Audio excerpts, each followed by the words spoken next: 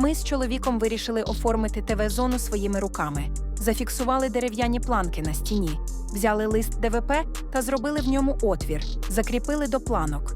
Далі приступили до встановлення стінових панелей. Після цього приступили до фарбування. За телевізором встановили LED-стрічку. Як вам результат?